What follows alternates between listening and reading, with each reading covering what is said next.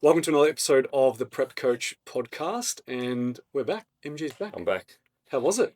It was amazing. Yeah? It was amazing. I was starting to feel a little stale and a little crusty, to be honest. So, it was nice to have a little bit of a break.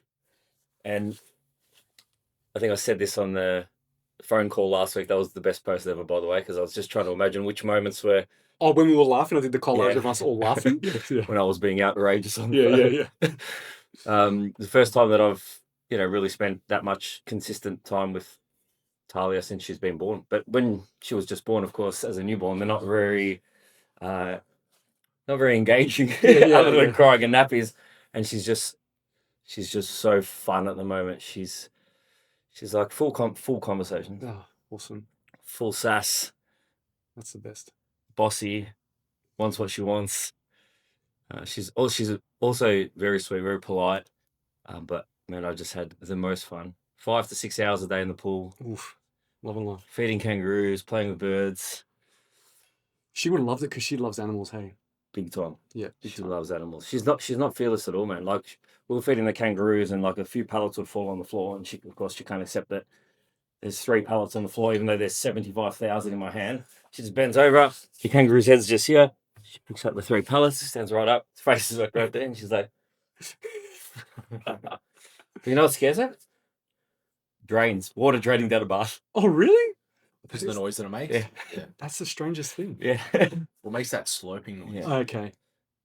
Interesting. Does she know about the baby? Like, does she understand what's going on? Yeah, she does. Yeah. She you boys, I've told you boys this, and I said, Talia, want to have a brother or a sister? And she just says, just a baby. Just wants a baby. And the cutest thing that she's doing at the moment was, because her middle name's Lily, she refers to herself 24/7 as Talia Wiwi, not Talia. So like if she, so it's always, if she talks about herself at first, it's like, cup of milk for Talia Wiwi. Like, and it's like, you can have whatever you want. Oh, man, I cannot. Tell me when to stop pouring. I just give I can't wait to see her. It's been a while. Yeah, she's awesome, man. She's awesome. Poor thing, she got a little bit of a post-vaccine virus on the last day that we were there, which was about a week after she got him. So the way home was a little bit rough. She was super sooky, pretty much cried from midnight till about 10 in the morning, which included a 1.5 hour drive in the car and then 3 hours on the plane as well. So she got there first plane ride and she did well. So, all right. That'll be tough. What's the distance to Port Douglas on the plane? A couple of hours? 3:30, 3.5. Yeah. Okay. Yeah. So was it brutal on the way home? Way home was tough, yeah. She slept on me for most of it, but when they want something, so you just like, you can have it because I feel for you, but you give it to them and that makes them upset. They don't want it in that second, then they want it again, then they don't want it. It's just, Oh, God. Yeah. Yeah, it's just, I don't know what happens at that age developmental, like from a development perspective, where it's like they're unable to regulate emotions. They see something, they want it, but then getting it is like, no, I don't want it now.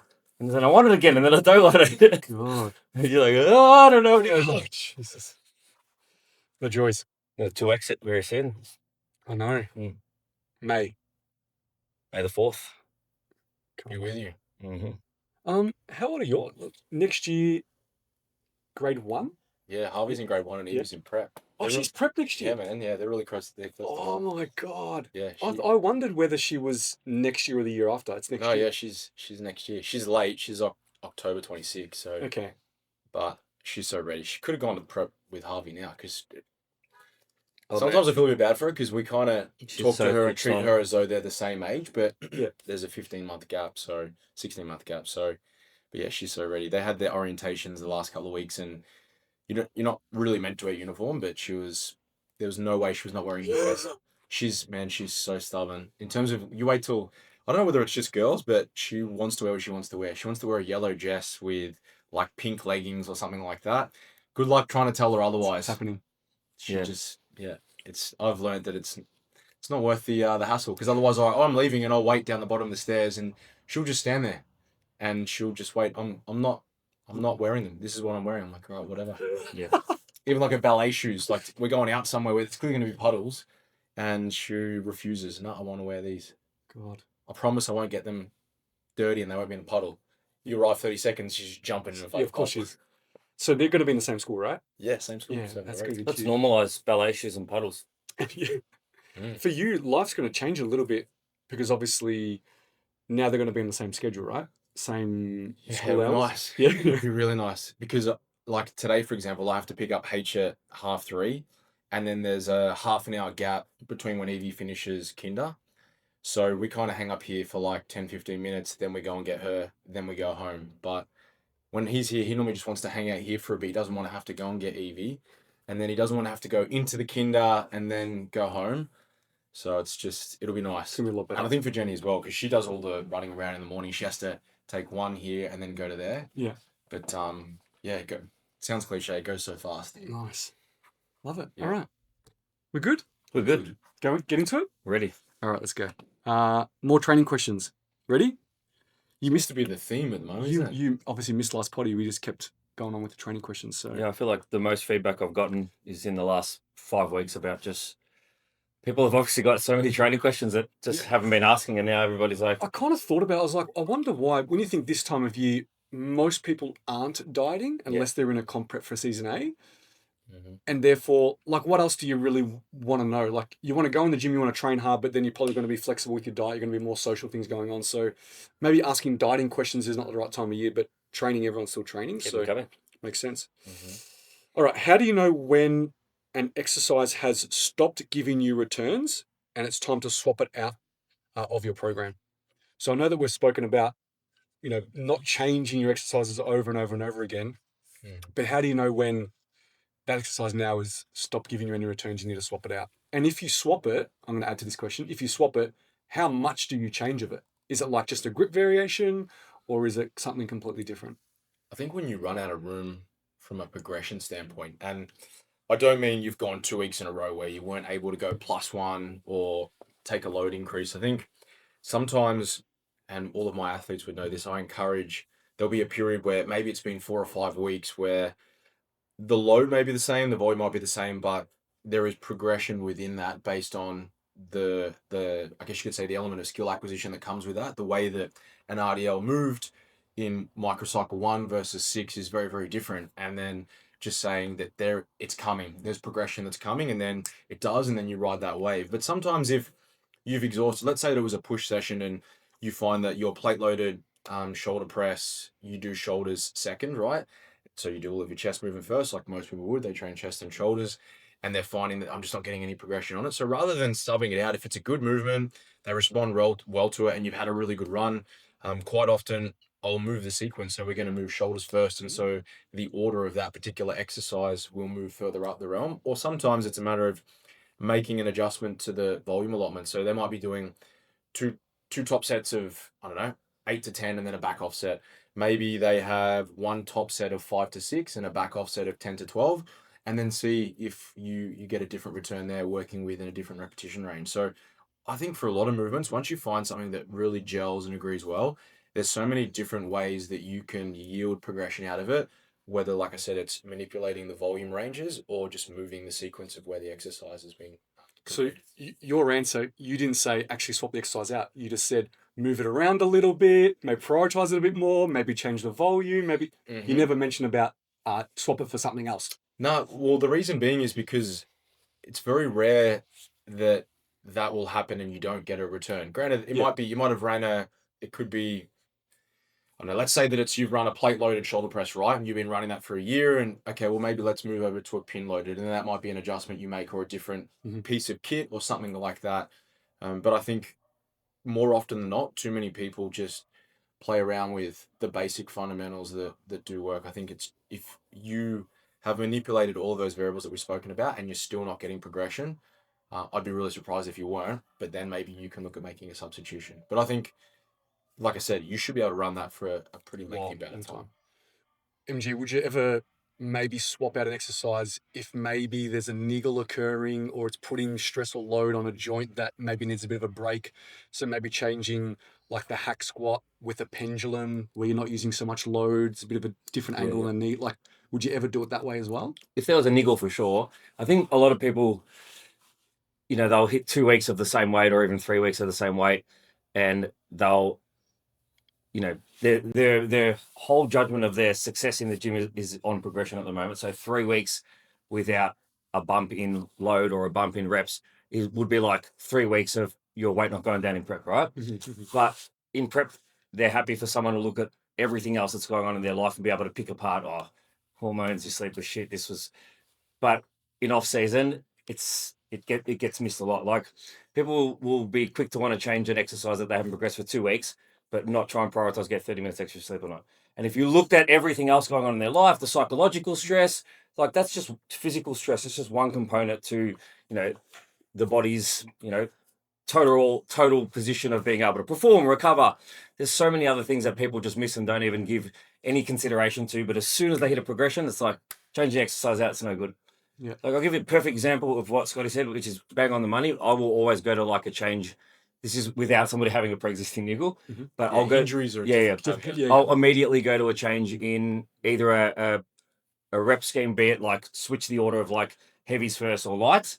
I had an athlete this morning that's been stuck on a weight with an RDL, and their first, working set is normally 65, and they've been working up to like 10, 11 and been stuck 11, 11, 11.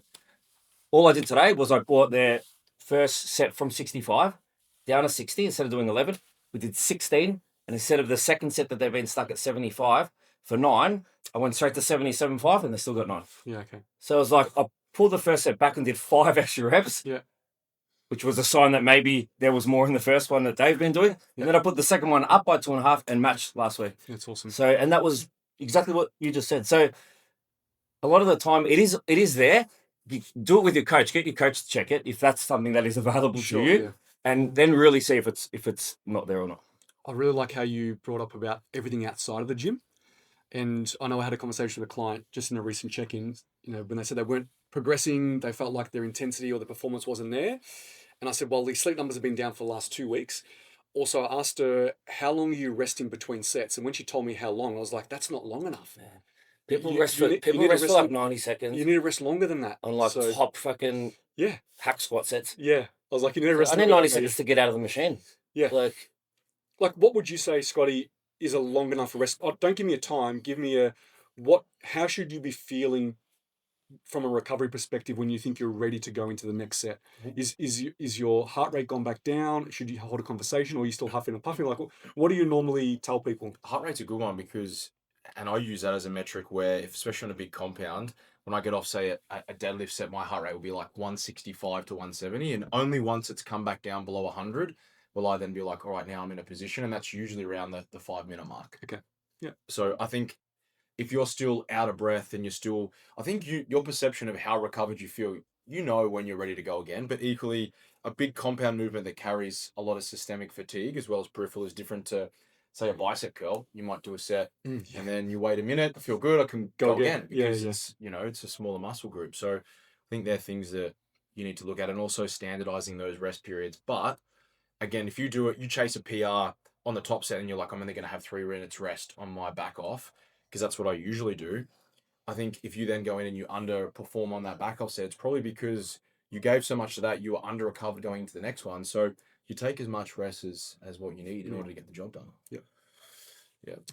Now we spoke about this in the last potty. Are partial reps in the shortened position actually more useful than in the lengthened position? So, if you had to pick between... use the leg extensions. So if you had to pick one, if you're going to do partials, would you do lengthened partials for all your training, or would you do shortened? Now, I know some, you can't do them for every exercise, but if you had to pick one, is a lengthened partial more effective, or is it shortened? It's going to be really hard to do a shortened if you're in the leg extension, because you've got to get it past the length range. But that's the asking, like, try to pick one. It depends on the exercise, because I, for example, on a leg extension, we know you're going to get more stimulus in that first third of the movement. That is the most important part. Versus if you're talking about a glute drive, then I'm not too phased about that. I'm caring about you're going to get peak force in the shortened range. So it depends on the exercise. But if you were to generalize, and I know that there's so much variation, and I know that Menno Helms put something out recently. Someone sent it to me saying it doesn't matter whether you're training in the short or the lengthen. I think so many people, this is one of my icks, when people see a social media post and they're like, oh, see, I told you, it doesn't matter what range you train in. It's like, did you actually have a look at the study? Did you see what was the sample size? Was it on train lifters, or was it on You know, people that have never even touched a weight before. Was it on athletes or was it on recreational people's? Especially when it's dieting-based studies, specificity is so important. So I think that both of them have merit and warrant. But if I had to choose, my opinion is that I think that, and it makes more sense logically for me and mechanistically, that you create more mechanical tension in more of a lengthened position majority of the time than you would in the shortened. But I think that you should still train across both. And if you have the ability to do both, why wouldn't you? Do you know what I mean? Yeah. Yeah, like if that study like that one example was on all newbies, probably wouldn't make a difference. They're all going Like, to make progress. there's probably going to be some decent gains regardless. Yeah. And you've already, if you're doing partials, you've already hit pretty high levels of fatigue. So that's where it's hard. But there's so many things out there. I think, from the other point, it's like the maximum range of motion is great, but then people also like way overstretch at times, and all of a sudden they lose fiber recruitment, things like that. So it'd be so hard to get a study that would be like you and you are like there's 20 of you and you. It's like that would be a great study because form would be fantastic, adherence would be fantastic, intensity. You know how to push to a high intensity.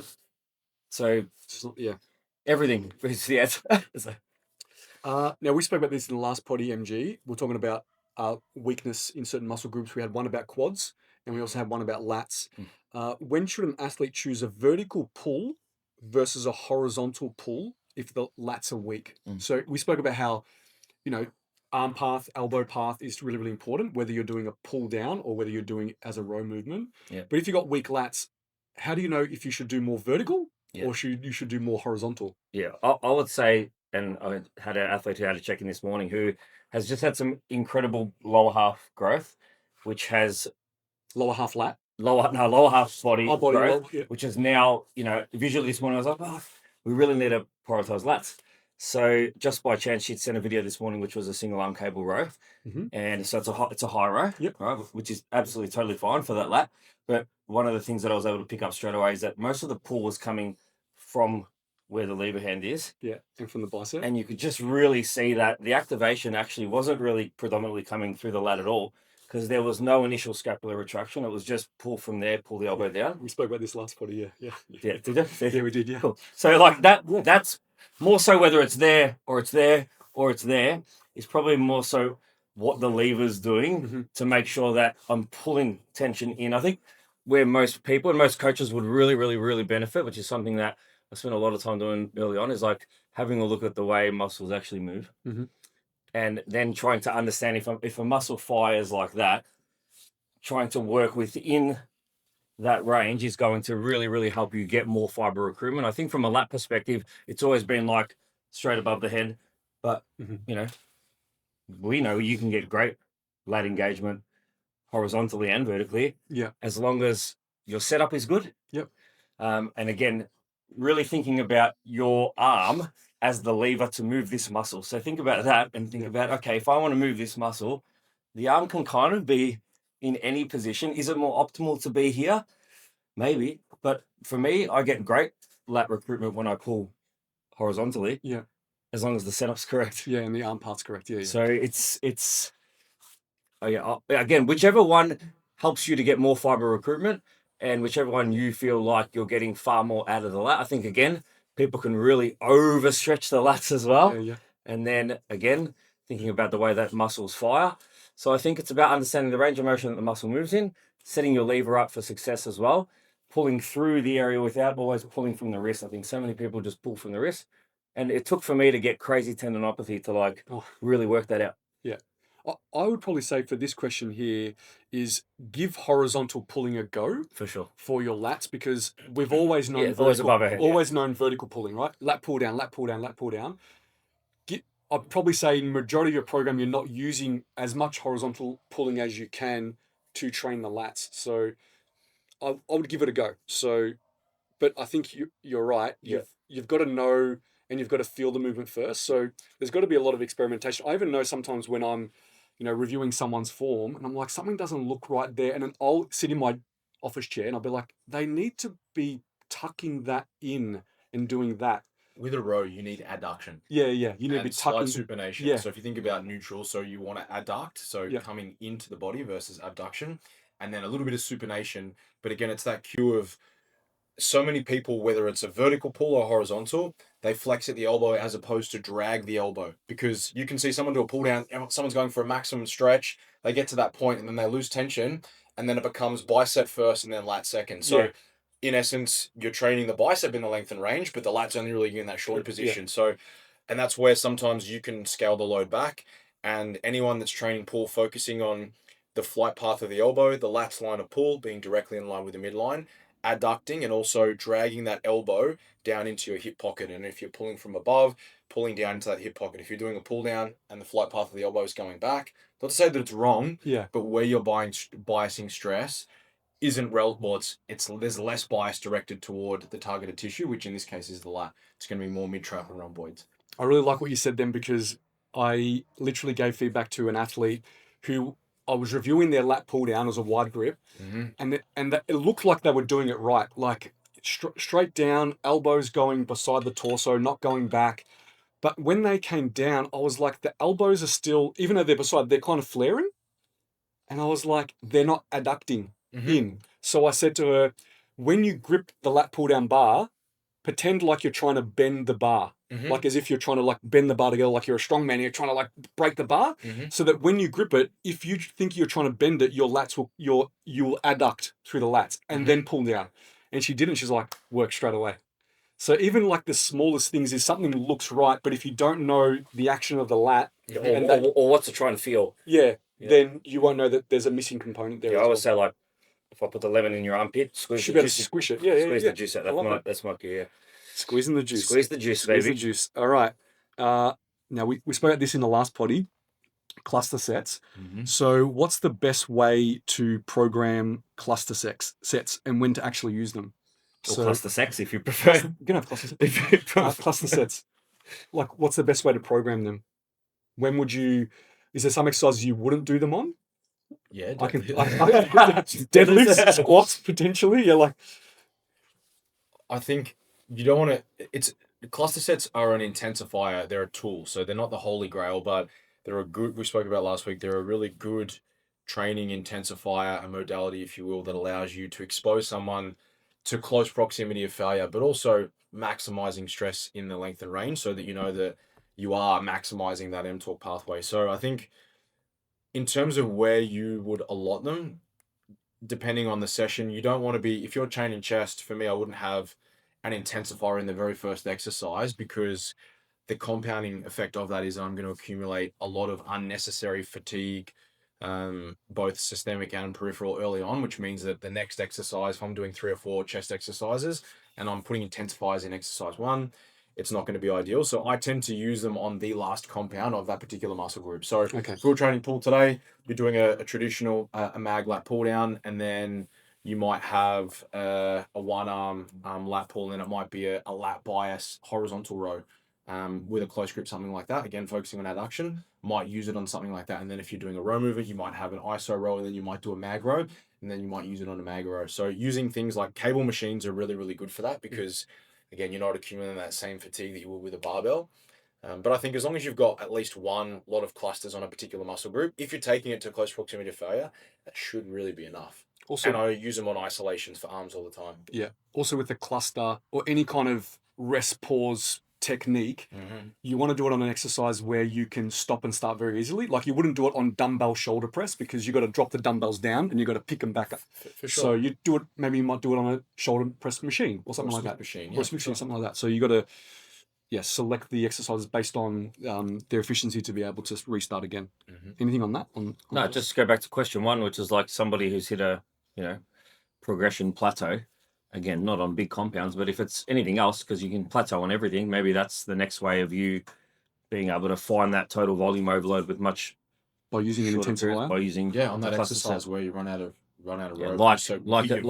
Like a cable fly, right? Yeah, like something like that. If it's on the machine, where you can just grab it again really, really easily. Yeah. Shorter rests, accumulate a few more reps, higher level of stimulus, bang, progression. Yep. Okay. Next one here is gone.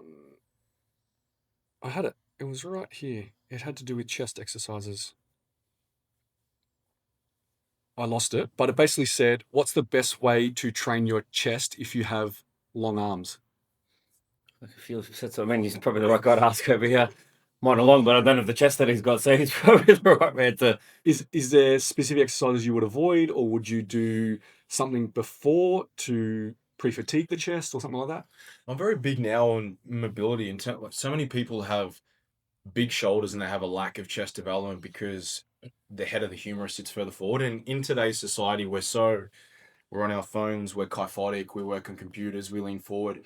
So if you think about that in terms of the biomechanics of most of our pressing movements, if the head of your humerus, your shoulders are rolling further forward when you're doing a pressing movement and you're at that bottom position, you're not really getting a heck of a lot of stretch through the pecs versus the anterior head of the deltoid is. And that's where sometimes doing some joint mobilization, again, pulling the shoulders back, dead hangs on the bars before you press, so opening everything up, and then potentiating. So I don't think I couldn't even tell you the last time I've done a press before doing a cable fly first, getting some blood in there, but also opening up and pulling the head of the humerus back so that then when you go into a pressing movement, you're good to go. But I think another cue is that a lot of people don't retract the shoulder blades when they're pressing. Or they'll retract and then protract when they press out, as opposed to keeping the shoulder blades dug into the pad, so that you actually give yourself some room to move and to stretch through that length and range. But I think just finding a movement that feels right. Again, you should be able to train your chest even with a long humerus without having issues of shoulder pain and things like that. And most people that do have shoulder pain, it's because you're depositing excessive stress through a tendon that shouldn't be loaded as excessively as it is because you lack range of motion or you lack mobility. I think most bodybuilders don't pay enough attention to that, and it takes getting injured tendinopathy to appreciate, and obviously getting older and wiser, that they're the things that you got to do. I know you gave me a really good stretch to do before. Yeah, it's like let's call it a deficit push-up on one arm. If you want to, Yeah. So everyone's got to watch the video for this. You put your palm into the bench, Yeah, and you're leaning to that side, and you're pressing your palm into the bench as hard as you can. Yeah. And as a result of that, you're stretching through the pec, but you're also, again, pulling the head of the humerus back. Yeah, that's a great one. That really, I do that every single time before I do any pressing movements to really, because we always sit hunched and I get it. How much strength loss is normal in prep, and when is it a red flag? NG? How much as a percentage, is there an answer? I mean, is it normal? Do you expect it? Yeah, but not for a long time. I feel like a lot of people nowadays, it's like 4 weeks into prep, I've lost 2.5 kilos, and I just can't keep weight the same. It's like it takes a lot more than that, and like using and if I use like a group that is a great example. If I think about just say like that 40+ female sort of sports fitness range, and look at it as a percentage of body weight, not just total weight loss as a number. If somebody starts prep at 60 and finishes at 48, what's 12 on 60? 20%.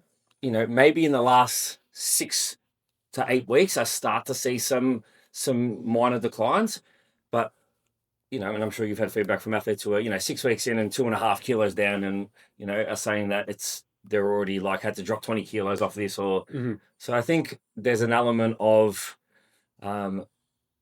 one's ability to stay grounded and trust that their body is able to do what it did 2.5 kilos ago. But you shouldn't see anything really in the first, and there's a big range, but 6 to 8 weeks. If you're down 5% of your body weight, I think the stats are like it takes above that before you should even really notice any changes. So generally I've seen that kind of 6 to 8 weeks out mark is where people start to bring up the fact they can't lift the same weight. It's a little bit difficult than what they thought. Obviously, another question that I was going to ask straight after this is, would you ever change exercise selection in prep as well? Absolutely. And maybe that's probably why these are one after the other. These questions is because if you do see a strength drop, or if an athlete is having trouble with an exercise, would you swap it out instead of them just persisting with an RDL and just keep going with it? Yeah, for sure. Could be the perfect example is a big hip hinge, a deadlift. They might start off doing, say, 2 top sets, and then maybe at the halfway point of prep, noticing that as a result of doing 2 top sets of a deadlift, even if it's on an EB day or something like that, there's some decline in performance there afterwards because it's just a lot of fatigue. Move it over to 1, and then maybe you move it to an RDL, or you can make it a trap bar deadlift. But mine would usually be deadlift from, if it's two top sets, if it's a big compound day, they'll usually be 2. Move it over to 1, and ideally try and hang on to that for as long as we can. Mm-hmm. Never a high range. Always the goal is to retain strength, to be really, really strong. And then if that still is causing issues when you get sort of 6 to 8 weeks out, it's pretty rare that I have to pull that out.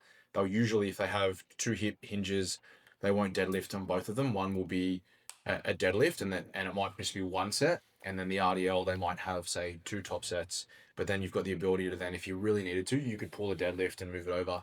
And then if it was a squat, instead of it being a hack squat, you might move them over to, you could go a V squat, or if you're wanting to minimize axial loading, so loading through the spine, less systemic fatigue, things like a belt squat. Same with you could go with a belt squat RDL as well as a variation. It's not going to provide the same fatigue that, say, a barbell would.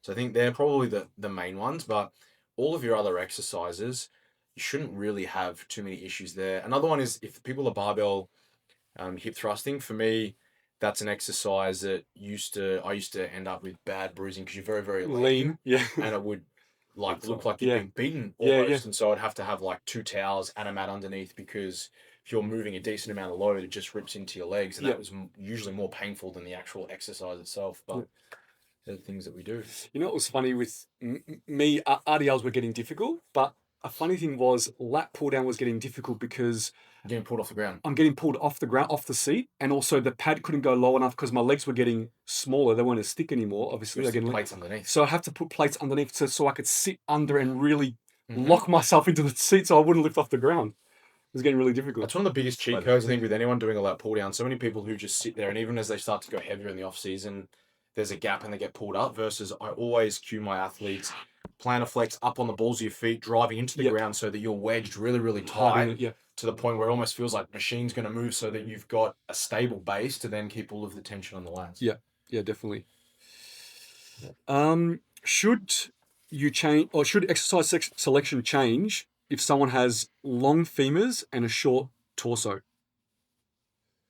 Your positioning in certain movements might change, like say a squat, the way versus you have more thoracic extension versus if you have forward lean. Yeah, or a machine, like even a glute drive. Yes. And like how far. Yeah. So for sure, definitely. Yeah. You probably, like from a squatting perspective, if you've got long femurs and a short torso, you're probably going to be leaning over a fair bit. Yeah. But also depends on what machine. Like you look at, say, a hack squat, you can get some really, really good hack squat platform designs. You get some really shit ones. One of my clients is, I think Jackson, one of the gyms he trains at, it's the hack squat. It's so weird. It has like an arch in it, as in like to mimic the arch in your foot. Oh, what? Yeah, we've gotten rid of it because I just said to him, it's a piece of shit. Stop using it. I'm gonna see if I can. He sends a lot of videos. While you find that, you brought up hip thrust machines. Whenever an athlete sends me through their hip thrust video and they're on a machine, I would say majority of the time the foot position is incorrect. Without that. So when you are thrusting up and you hit that top position, your knee should be bent at a 90 degree at least, right? Yeah. Most of them, the leg is further out. Yeah, it's way too far forward. It's way too far forward. Yeah, without a doubt. It's really difficult because some machines... It's pretty rare that anyone's got it back too far. Yeah. And it's really difficult because sometimes the foot pad doesn't move closer, or the pad that you're on doesn't move closer to the foot pad. It's really, really difficult. There's only some, I think, Booty Builder, their newest one, does. The back support slides closer to the foot position, so you can. But on the glute drive? On the glute drive. But it's pretty common that... it does. Just be mindful, because the setup on a hip thrust machine, normally the feet are way too far forward. Yeah, and the issue is like use that piece, which I've got that exact piece as well. If you're a short person, the issue is to get it, you say you got a decent leg like there, to get it off the rack, you've almost got to walk your feet back to get enough tension to get it off, to then move your feet forward into what would be your standard position. Whereas if that was adjustable, or that bottom pad was longer, it wouldn't necessarily have to do that. I also find on hip thrust machines is people are more likely to way overextend. I don't know how else to call Over this. lockout. Maybe it's like they heave the weight up. They just throw their whole body and torso up and back. But they hinge as opposed to I'm a big advocate for the scoop method versus the hinge method versus going back, and they come through and looking up, their head's going back and forward as opposed to flexing through the top half of the spine, eyes started straight ahead, and instead of that, the hips are sinking down, ribs stay down, and the movement is just going from the ribs down. Please. Yeah, I almost... might not look good on the camera. But yeah, it's that's the hack squat. Like, it's a piece of shit. It's got a hump on it. It's like got one of those. But say your foot pads I use on the bloody. So say your lumbar. It's got a lumbar support. So he had his feet there, and he had to have it lower because it just didn't feel right. How are you meant to get any kind of dorsiflexion? You feel like you're slipping. I don't know who invented that, thinking it would be a good idea. So we got rid of that, and now he does a pendulum, and it's so much better. Way better, yeah. For me, the pendulum is probably one of the best stimulus for fatigue ratio because you can get phenomenal range. If you've got athletes that have issues with tendinopathy, you can still perform the movement with vertical shins, and you don't need a lot of load. So obviously, it's very, very humbling. Yeah, but I think a pendulum too. It kind of forces you to get good depth. Just the way 100%. It throws you down. Yeah, if you don't have good hip mobility, it accounts for that for sure. But back on the hip thrust, making sure that you scoop the hips, or I call it flick the hips, so that you tuck them. You tuck them so that you're not just heaving your whole body backwards. And I also say that you are bringing the hips up, but the distance between your rib cage and your hips should shorten. So you should be crunching your abs, like you should be shortening that distance there, because you should just be bringing up your hips, scooping them, and this distance should not expand. It should contract. The other key piece to the scoop method is you should have posterior pelvic tilt. So tucking your hips under. Anyone that struggles with quad stimulation, not getting their glutes to fire, using the scoop method. If you're not sure, I'm sure Brett Contreras would have something on that. For sure. But posterior pelvic tilt, eyes darted straight ahead, and again keeping the ribs down and just literally letting the hips sink down, and then the hips coming through and not overextending and then hinging through the movement. It's an absolute game changer. All right, you want to move into something that's not training related. What is the simplest and clearest way to know if an athlete should run a mini cut in an off season? Is there any signs that you look at and you're like, okay, you're ready for it? I call them a fluff cut. Yeah, I think it depends on how long you've worked with them. And if you know where they've come from, if you know if this is an athlete that's competed before and you have a rough idea as to where their stage weight might be. Also, an experienced coach aesthetically can probably, just look at you visually and be able to say whether you've gone too much fluff, too far. Because, there isn't, an exact weight number, but we've all got athletes who need to get a little bit fluffier in their off seasons and their push phases to grow good tissue. And we've also got athletes that can stay a little bit leaner and still grow quality tissue. So there isn't a one size fits all, but again, where's everything else? Where's metabolic health? Where's, their training performance at? What does their last, 26 weeks look like? But I would say, if you're looking for like a visual cue, if you've got absolutely zero visibility of midsection, not even like maybe a line through the oblique. I'm just talking about, say, a female competitor. Again, because gender-wise we hold our body fat differently, the answer's not even going to be the same for a male versus a female. But if we think about if you're a female competitor and you've lost, completely all visibility of your midsection, and you're upwards of 25% of your stage weight, then maybe that's probably the range. Are there any key markers or milestones that you need to hit before you would start a fluff cut? Sometimes as well, the aesthetics one element, but also looking at the performance. So if your performance has stagnated, your weight is as high as it's been, as a coach, you usually would have a ceiling on where you think that needs to be. And then you may hit that ceiling in April, but it's like, we're going to gain. I just want to hold territory here. You might pull cals back so that you're no longer gaining, but you're gaintaining. Yep. You don't have to be in a crazy surplus to acquire tissue, especially if you have relevant fat mass. But if you're not seeing any improvement in training performance, then that's probably going to be your biggest indicator, and especially if you're sleeping well, you're fueling, your pre-workout nutrition's on point, you're ticking all of those other boxes and grabbing all that other low-hanging fruit, and you just don't seem to be making any more progression, and you can't really justify being that heavy anymore, then maybe it's time to clear up some more runway. 5 weeks, get in, get out, really assertive.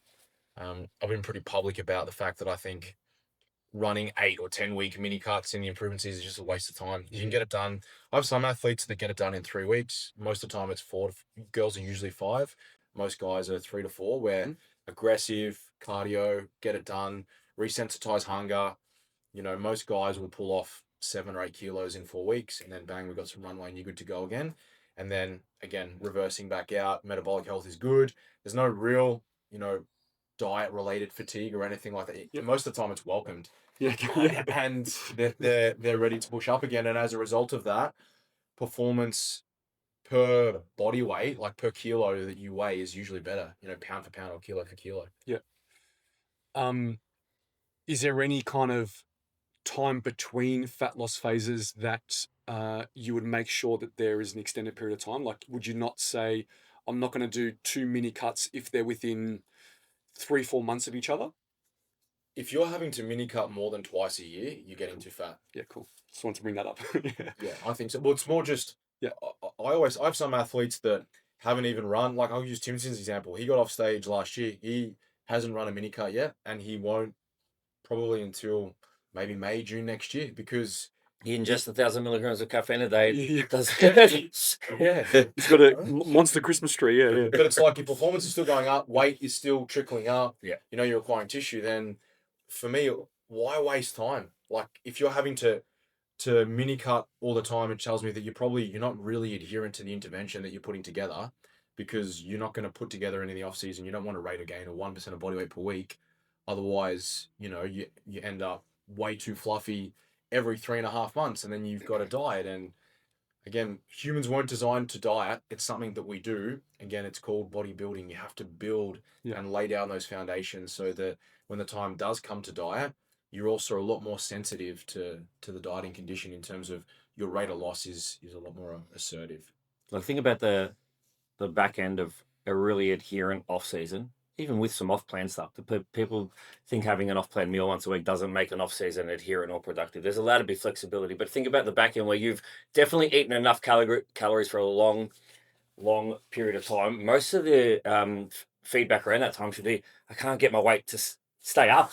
Yeah. Because one day of, like, think about us when we're traveling and running the shows, just one day of under eating, it's like, fuck, I'm 2.5 kilos down. It's like, so that's how you know you're metabolically in a good place. If you're at the back end of your off season, you just cannot keep your weight at that level, because one day of just overexpending or underfueling and you drop straight away. Yeah. You've probably got yourself in a good position. Yeah. Let's end on this one. Why do some athletes look amazing in photos, but it doesn't translate to stage? It's probably because they don't have Charles Lothian taking photos of the GOAT has not taken that photo for them. Or maybe they're just using a wild Instagram filter. Yeah. I say this all the time. It doesn't.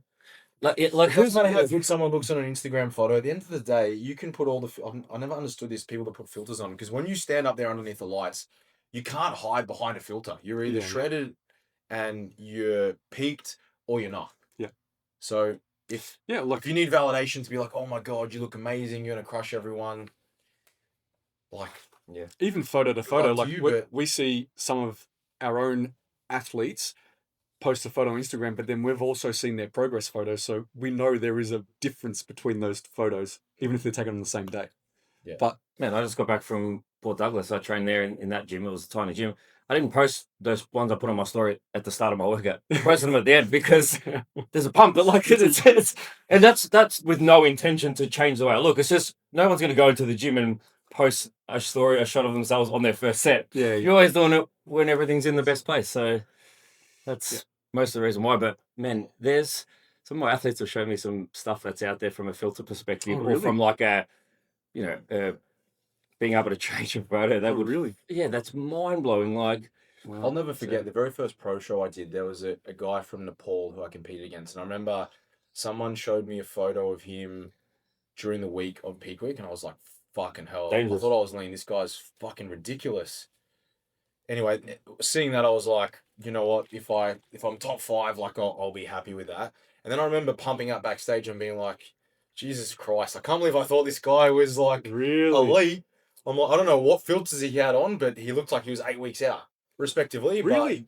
But Oh, unless he wrecked his peak, but Jesus. Nah, Oh, it not didn't even unless- place. But his photos looked the whole. Not but unless there's he some ate people that- everyone's. But there's the some whole people that combined do. peak. There's some people that do that throughout their preps where they're posting photos and everything's enhanced. I don't know how they do it. Maybe they have apps for it that make them just look crazy more shredded. But for me, I don't understand the point of that, because when you're on stage, you're being judged how you look there and then. It doesn't even matter if you look crazy on a Thursday, but you're competing on a Saturday. Yeah. It matters how you look in that moment. Yeah, it's always a case like with the Olympia is the biggest one, right? Because all those competitors are always posting on social media, and there's always who's going to win, what's your top 5, and You never know, because you never know because how they're going to react to whatever compound they've put in place, the peak that they've run, and that's why you see so many, in my opinion, so many people at the top level, and to be at that level, you have to have a certain genetic proclivity to just grow tissue and hyper responders to super physiological doses of exogenous compound. But a lot of it is just, I think, is just luck, because you have the exception, say someone like Harney. Did he ever have anyone he peaked that just didn't look like they were on the money? So he clearly understands the compounds he's using. He understands that physiology. Then you see some competitors like Ian Ballier, for example. I remember I used to love watching him, but I'm like, you never know how this guy's going to look. And it's probably because he has had, say, someone like Matt Jansen, who sometimes his athletes look good, sometimes they... So I don't know him and I don't know how he operates, but I have seen like some of the vlogs, some of the stuff they do before they go out there and the day before. Even like Chris Bumstead, just go and have a burger and fries and blah, blah, blah the night before. I'm like, he's just someone genetically, he's so fucking Doesn't good. matter what he can get does. away with that. Yeah, But you see how he was when he was with Harney, the difference It's- versus when he it's was with crazy. Ian. He was in a That's different... that's what the guy who competed against you in their pro trade did. He did the burger and Yeah, fries. the It just burger didn't and work fries, out that's the for him. worst, yeah. There's still some people that do that. Yeah. I want to have a burger the night before and just I, fall out, I remember seeing that. chip my pants, I and then hopefully... I know. With a glass of vodka. Yeah. No, I remember seeing that when I did my first ever season ever show back in 2011. I went to the Nationals for AMB in Sydney, and it was in an RSL. So obviously they have like a restaurant there. Mm. And I remember competitors backstage going, "Yeah, I'm just going to go get me a burger and fries." And they would literally go out to the bistro, sit in there, get their burger and fries, and then come back out and go on stage. And I didn't know, man. I was just like, everyone back then just coached themselves. Like it wasn't a.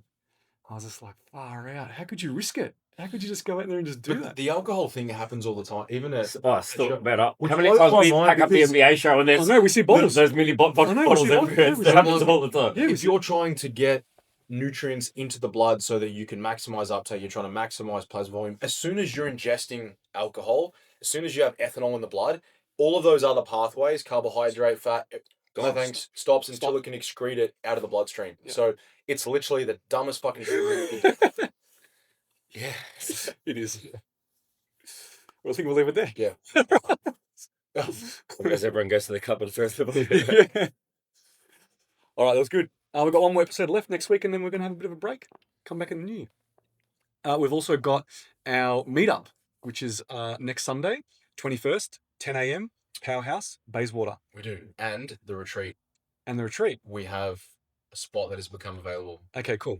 With the retreat, which is on the 1st of March. 1st of March. Yep. So we did have a lot of people that inquired who did miss out. So you would know the numbers that are left from that. But if you're someone that wanted to come along, that was told that we've already filled out, but we've had someone who, due to unforeseen circumstances, is not going to be able to attend. So there's a space there. There's a room there if someone wants it. First in, best dressed.